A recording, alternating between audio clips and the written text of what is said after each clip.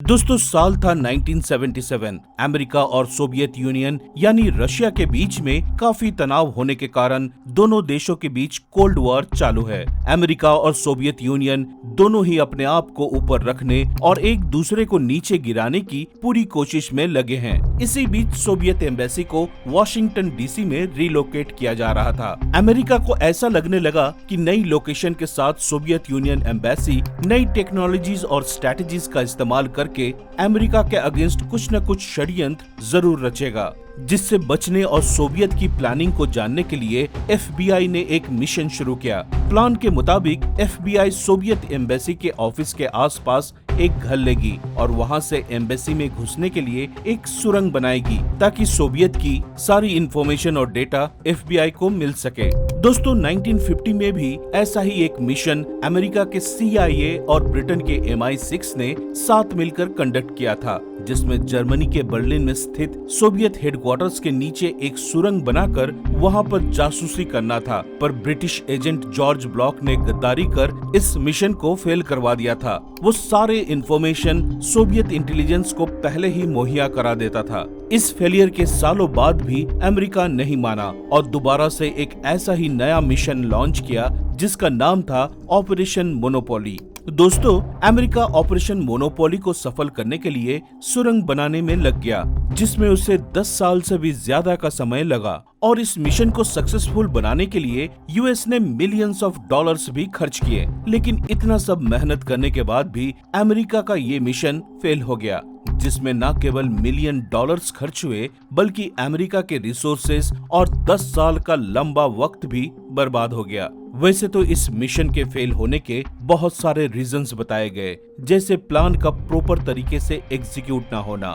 Technical issues, Soviet embassy के structure के बारे में इनकम्प्लीट जानकारी और न जाने क्या क्या। लेकिन इस मिशन के फेलियर का असली राज साल 2001 में खुला। इस मिशन के फेलियर के पीछे हाथ था एफबीआई के एक बहुत ही चालाक और काबिल एजेंट रॉबर्ट हैंसन का। तो चलिए दोस्तों जानते हैं रॉबर्ट हैंसन और एफबीआई के बीच 10 साल तक चली इस माथापच्ची को आज के इस वीडियो में। रॉबर्ट हैंसन ने साल 1976 में एफबीआई ज्वाइन किया और अपनी सर्विस ज्वाइन करने के 3 साल बाद ही रॉबर्ट सीधा सोवियत इंटेलिजेंस के मेन डायरेक्टोरेट से कांटेक्ट कर अपनी कंट्री की सीक्रेट्स और कॉन्फिडेंशियल डेटा लीक करता है। दोस्तों पैसों के लिए अंधा ऑफिसर रॉबर्ट 1979 से लेकर 2001 तक यानी 2 दशक से भी ज्यादा समय तक अपने देश को धोखा देता रहा।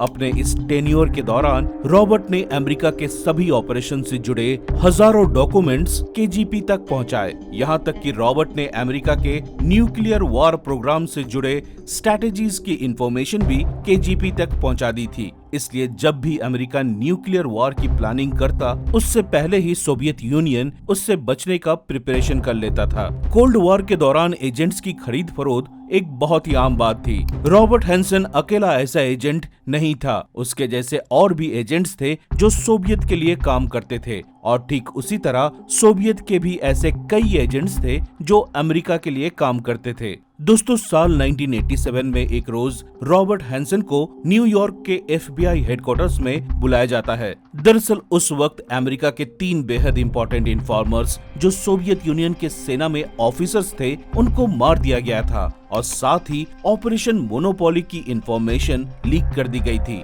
अमेरिका को ये शक था कि उन्हीं के डिपार्टमेंट के किसी ऑफिसर ने सोवियत को ये इंटेल दी है और इसी बात की जांच करने के लिए रॉबर्ट हैंसन को इस केस का हेड बना दिया गया। ये बात कितनी अजीब है कि रॉबर्ट को खुद की ही तलाश करने का काम सौंपा गया, लेकिन उसी दौरान अमेरिका के CIA का एक और एजेंट ऑल्ड्रिच एम्स भी सोवियत यूनियन को इंफॉर्मेशन लीक कर रहा था। ऑल्ड्रिच एम्स पर नजर रखी गई, जिसमें वो दोषी पाया गया और साल 1994 में उसे अरेस्ट कर लिया गया। ऑल्ड्रिच एम्स की गिरफ्तारी के बाद अमेरिका अपने प्राइवेसी को लेकर कुछ वक्त तक संतुष्ट हो गया था, पर कुछ वक्त बीतने पर अमेरिका को दोबारा एहसास हुआ कि अभी भी उसकी इंफॉर्मेशन और डेटा लीक हो रही है, जिसके बाद वो दोबारा चौकन्ना हो गया। इस बार शक के घेरे में था officer Felix block. Felix block भी अमेरिका को धोखा दे रहा था, लेकिन रॉबर्ट को जैसे ही इस बात की खबर मिली वैसे ही उसने केजीपी को इस बारे में इन्फॉर्म कर दिया और ब्लॉक से सारे कनेक्शंस तोड़ने की सलाह दी। केजीपी ने भी वैसा ही किया। एफबीआई को फेलिक्स ब्लॉक के खिलाफ कोई स्ट्रॉन्ग एविडेंस तो नहीं मिले, लेकिन केजीपी के कुछ छोटे मोटे कनेक्शंस की जानकारी जरूर मिली। कोई ठोस एविडेंस नहीं होने की वजह से अमेरिका फेलिक्स ब्लॉक को अरेस्ट नहीं कर पाई, लेकिन उसे उसकी पोस्ट से सस्पेंड कर दिया गया और उसकी पेंशन भी बंद कर दी गई। सोवियत के लिए जासूसी करने वाले ऑफिसर्स के लिस्ट में 1998 में एक और नाम ऐड हुआ, ब्रायन केली। कुछ एफबीआई ऑफिसर्स का मानना था कि ब्रायन केली अमेरिका के हर मूवमेंट की खबर सोवियत तक पहुंचा रहा है। इस शक के बिना पर ब्रायन के घर की तलाशी ली गई और उसके फोन के कॉल डिटेल्स को भी देखा गया, जिसमें सोवियत यूनियन से कांटेक्ट होने के कुछ प्रूफ भी पाए गए। लेकिन सच ये था कि सोवियत ने ब्रायन केली को कांटेक्ट करने की कोशिश की थी, पर ब्रायन केली ने सोवियत से किसी भी तरह का कांटेक्ट रखने या अपने देश को धोखा देने से साफ मना कर दिया था। ब्रायन केली के इनोसेंट होने के बावजूद भी उसे अरेस्ट कर लिया गया। डिपार्टमेंट के कई ऑफिसर्स इस एक्शन से नाखुश थे। सोवियत के लिए काम करने वाले गद्दार को ढूंढने के लिए अमेरिका की कोशिश नाकामयाब हो रही थी। तभी अमेरिका के हाथ एक बहुत बड़ी खबर लगती है। Code name B. अमेरिका को धोखा देकर सोवियत के लिए जासूसी करने वाले एजेंट को सोवियत कोड नेम बी करके बुलाता था। इस एजेंट के खिलाफ और जानकारी पाने के लिए अमेरिका ने एक सोवियत एजेंट को $7 मिलियन दिए, जिसके बदले में उसने एजेंट बी की वॉइस रिकॉर्डिंग्स अमेरिका को दे दी। इन वॉइस रिकॉर्डिंग्स को सुनते वक्त रॉबर्ट हैंसन वहां मौजूद नहीं था। जब ये वॉइस रिकॉर्डिंग्स सुनी गई तो सभी को ये आवाज जानी पहचानी लग रही थी। तभी एफबीआई ऑफिसर्स ने एक वर्ड सुना, पर्पल पिसिंग। जब इन वर्ड्स पर गौर किया गया तो एक ऑफिसर को याद आया कि रॉबर्ट हैंसन ये शब्द पर्पल पिसिंग अपने बातों में कई बार इस्तेमाल करता है। रॉबर्ट हैंसन अमेरिका के शक के घेरे में आ चुका था, लेकिन उसे रंगे हाथों पकड़ने के लिए उनके पास कोई ठोस एविडेंस नहीं थे। साल 2000 में अमेरिका ने रॉबर्ट का प्रमोशन कर दिया और उसकी हेल्प के लिए एक असिस्टेंट को भी उसके साथ रखा। असल में इस असिस्टेंट को रॉबर्ट पर नजर रखने और स्पाई करने के लिए रखा गया था। फिर एक रोज 18 फरवरी 2001 को रॉबर्ट हैंसन एक सुनसान रास्ते पर लगे पार्किंग सिग्नल पर कुछ टेप्स चिपकाता है, जो कि सोवियत के लिए किसी प्रकार का मैसेज था। उसे ये करते हुए उसका असिस्टेंट देख लेता है। कुछ दिनों बाद वो कूड़े के डब्बे में से एक पैसों से भरा बैग निकालता है, लेकिन वो इस बात से बेखबर था कि एफबीआई उसका पीछा कर रही है। रॉबर्ट पैसों से भरे बैग के साथ रंगे हाथों पकड़ा जाता है और उसे अरेस्ट कर लिया जाता है। अरेस्ट होने पर रॉबर्ट एफबीआई एजेंट को एक हैरान कर देने वाला सवाल पूछता है।